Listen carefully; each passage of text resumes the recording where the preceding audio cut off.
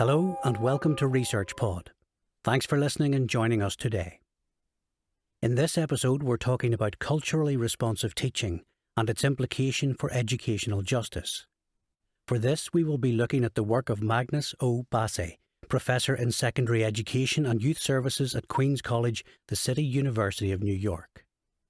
The study explores the potential for culturally responsive teaching to help achieve educational justice. The author explains how this method can help teachers to create a more inclusive and equitable learning environment for all students. In becoming culturally responsive, teachers may help to bring about wider social change. But what does this teaching approach look like? What historical methods is it influenced by? And what specific outcomes are achieved for students?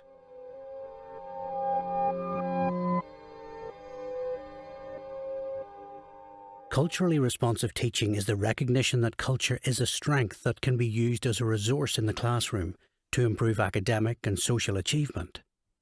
Culturally responsive teaching celebrates each student as part of the learning community and recognises the role that students' real-life experiences and cultural traditions can play in the classroom.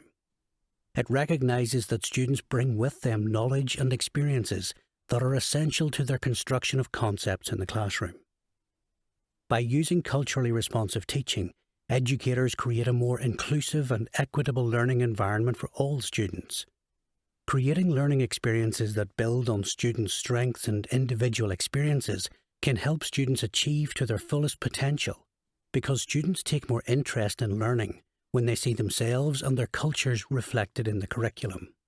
This approach encompasses teaching practices, ways of understanding and social relationships, with an overall emphasis on relating the curriculum to students' backgrounds. Teachers may establish connections with families or the local community to better understand students' cultural experiences or create shared learning environments with members of the community.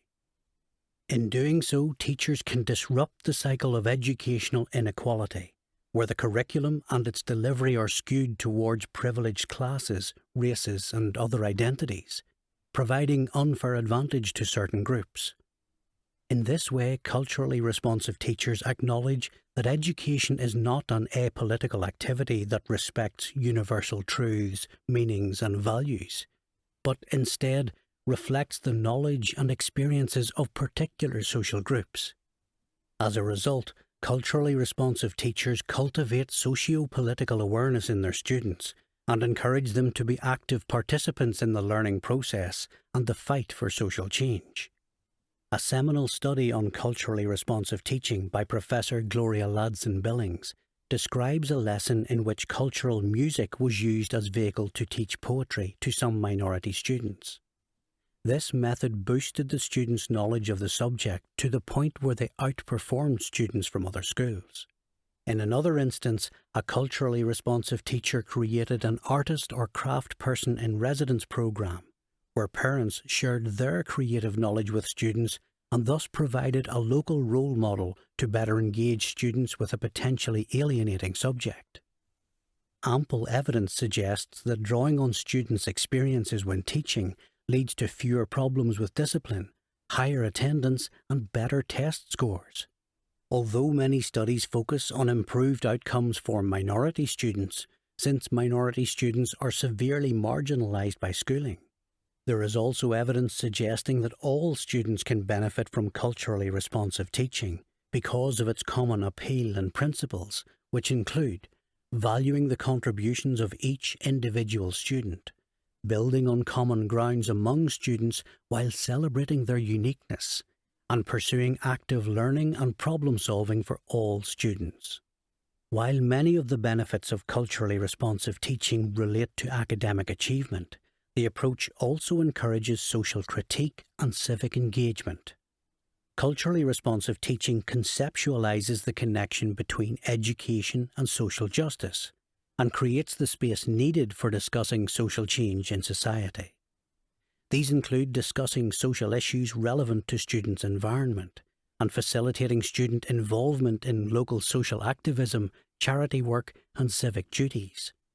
Through these activities, students gain critical knowledge and consciousness about the conditions in which they live and learn to identify the social and political structures that shape their world and how to change them. In the process, culturally responsive teaching turns students' previous disadvantages into educational opportunities.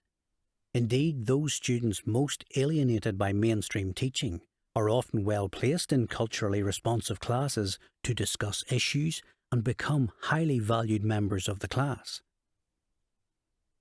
Culturally responsive teaching borrows many of its principles from the innovative instruction developed in freedom schools established in the 1960s to remedy the poor quality of education that black students received in segregated schools in Mississippi. The most prominent freedom school advocate, Charles Cobb, envisioned education for black Mississippians that would provide mental stimulation that linked education with freedom, intended to transform the South's segregated society. The philosophy of the freedom schools was based on the principle that the overall theme of the school would be the student as a force for social change. Indeed, students' direct experiences was to provide the subject matter for problem solving and case studies, supplemented by the study of African American history and culture that would provide a wider context on solving social problems. The freedom schools taught students how they could organize to dismantle Jim Crow, entrenched racism, and the struggle for equality.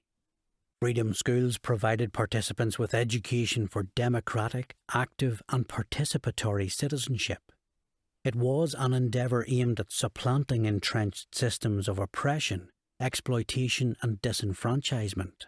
The freedom schools demonstrated how culturally relevant teaching can identify the link between students' socio-political environment and their academic achievement, and invited students to use academic endeavours to improve outcomes in different domains.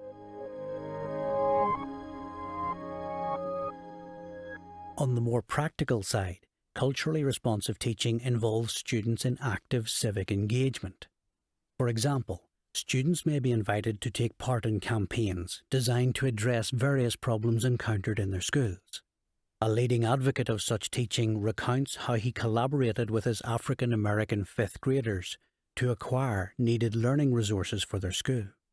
The students identified the causes of the problems they encountered in the poor conditions of their school building and worked on implementing strategies to bring about change. This included writing to local newspapers and magazines to publicise their plight.